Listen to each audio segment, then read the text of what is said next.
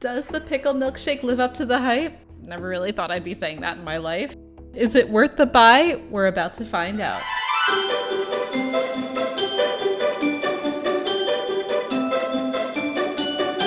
Hey everyone, it's Mel with the Disney Duck Detectives, and we're back at EPCOT to check out more food and merch from the 2023 Food and Wine Festival. Now, a little refresher, the EPCOT International Food and Wine Festival began on July 27th and is going to be running through November 18th. We're going to have quite a few videos for this festival alone just because there's so much to try and see at this festival. Comment below what food you'd like us to review in the future. In the last video, we spoke about some merch that was offered for this year's festival, and there's a few items we missed and wanted to show you so you don't miss out on everything offered at the Food and Wine Festival. Starting things off, we have this Food Brings the World Together spirit jersey. It's priced at $79.99. There's also a salt and pepper shaker here with the design of the EPCOT trash cans, because is it really an EPCOT festival if you're not using one of the trash cans as a table? These are priced at $12.99 per shaker. And next up we have the Choose Your Course hat priced at $29.99. And lastly, this t-shirt priced at $34.99. Now, all of these items were part of the Food and Wine Festival logo collection. In our last video, we showed the 4 different collections being offered this year. All right, now this takes us to World Showcase for some food. Last time, my husband and I enjoyed some delicious food from the Canada and Japan food booths. Don't forget to go check out that video. The link is in the description. Now, from our last video, we did see a comment asking about a Morocco booth, and this year they have Tangerine Cafe Flavors of the Medina, which is our first stop. It's kind of hidden in the Morocco pavilion. I myself almost missed it this year. We tried the fried falafel pita with tahini sauce for $5.50. This was a delicious vegetarian option. For a plant-based item, it's packed with a lot of flavor, especially with that sauce. The veggies were crisp and they added a nice crunch, and the falafel itself was crispy and just kind of fell apart in your mouth though, which is exactly what I want with a falafel. This isn't something I would normally try, so thank you for requesting this. It was so delicious. Now that takes us to our next stop, France. We decided on getting the beignet à trois fromages, and I really apologize in advance if I said that wrong. I definitely don't know French. This was a warm beignet filled with a 3-cheese blend. This was priced at $6.95. Now, I absolutely loved this. This is for all my fellow cheese lovers out there. The outside is a warm beignet, and I love beignets already, which is weird because I don't like donuts. But anyway, the inside is just melted cheese, and it's ooey and gooey and so delicious. It's a very simple dish, so for me that's perfect. But if you're not a fan of cheese or beignets, which is like a sweet bread, then this probably should be a skip for you. Next up, we're heading over to the fry basket. And like the name suggests, this is where you're gonna get your French fries.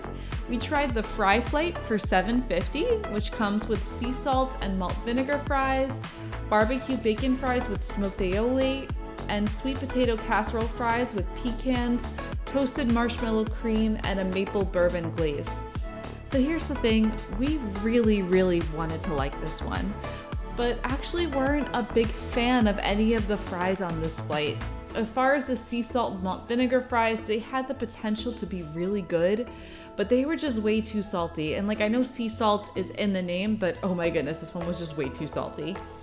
And the barbecue bacon fries were probably, I guess, my favorite of the 3. And basically think of the seasoning on barbecue chips and then just picture it on French fries and add bacon to that. It was good, but nothing to go crazy over. Lastly, there were the sweet potato casserole fries. Now, sweet potato fries are already sweet, so with the toasted marshmallow cream and the maple bourbon flavors, this one was just really sweet. I mean, if sweet's your thing, then by all means give this one a try, but it was just too sweet for our taste. Probably will not order this again, but something I have been hearing very good things about at the fry basket, but didn't try myself, is the pickle fries, so maybe go for those instead. Okay, now moving on to flavors from Fire with the smoked corned beef. This one was $6.50, and y'all, this was delicious. This is made with house-made potato chips, cheese curds, pickled onions, and a beer cheese fondue, and this was definitely a win. The corned beef was cooked to perfection and tasted amazing with melted beer cheese fondue. You can definitely tell that the chips were house made because they had this fantastic crunch. Definitely would get again, and this one is definitely a shareable option. It's also worth noting that this item is part of a Meals Fromage montage. This is a cheese crawl around Food and Wine Festival, and each time you try one of the items, you get a stamp on your festival passport. And when you've ordered 5 of those items and collect 5 stamps, you get a prize. And we'll definitely show you that prize in future videos as we order more items. Now we made our way to the brewing lab at the Odyssey, where we were welcomed by 2 of the Muppets, Dr. Bunsen Honeydew and Beaker. They have an interesting menu prepared for us. For food, it's mostly gonna be wings. That's why it's called the Brew Wing Lab. And we tried the garlic parmesan wings for $7.50. These were delicious wings with such a juicy flavor. It's a perfect option if you don't want to risk one of their more wild creations, like this next one we're about to review. Oh boy, it's time, y'all. The Brewing Lab also has the PICKLE milkshake. And no, it's not secretly like a mint chocolate chip milkshake. It's just literally a pickle milkshake. And it tastes exactly like it sounds. Basically, the base ingredient is a vanilla milkshake, but it tastes like someone poured dill all over the milkshake. Basically, this is something you're just gonna buy for the Instagram photo. That's pretty much it. This is not a good tasting milkshake. I mean, unless vanilla and pickle juice is your thing, I'm not here to judge. I did notice quite a few people drinking the entire milkshake and seemed to be enjoying it, so who knows? If this is something you want to try, you can pick it up for $5.75.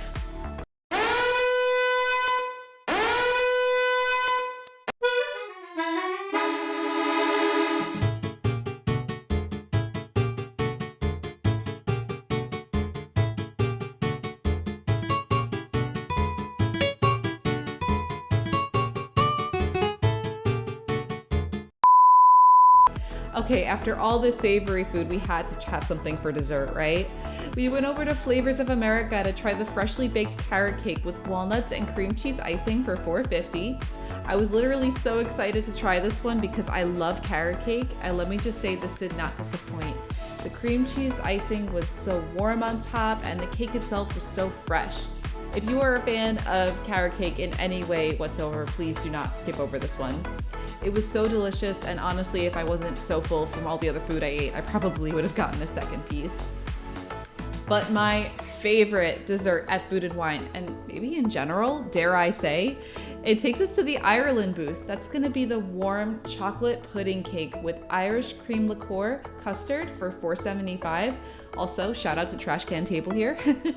But anyway, this dish isn't just warm, it's hot. I'm talking fresh made. I'm talking the custard melting perfectly onto the cake. I'm talking the chocolate cake flavored to perfection. I could eat this dessert over and over again. Granted, you definitely need to like chocolate to enjoy this dessert. That's kind of a given. But if you enjoy chocolate, please do not skip this one at the festival. You'll thank me later.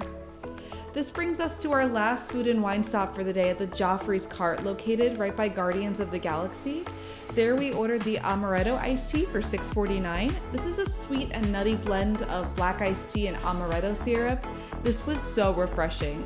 It's very sweet, but I myself love sweet refreshing drinks, and that amaretto syrup really brought a delicious flavor to the iced tea. This was especially refreshing in that hot Florida summer heat. So that is everything we tried so far at the Food and Wine Festival. Now, I know we listed prices for each item we ate, but just so you understand the total, we spent a total of $55.44 and shared everything between the 2 of us, and we were very, very full at the end. So this is definitely cheaper than your average Disney table service meal for 2 people. All right, everyone, that's gonna do it for this one. Hope you enjoyed the video as we enjoyed the day. We are so excited for the Noodle Exchange and Hawaii booths to open today. We'll definitely be trying and reviewing those in a future video. Be sure to like and subscribe for more Disney Parks content, and share this video with your friends. Follow us on our socials, and don't forget to live your best life just like these Disney ducks. Bye!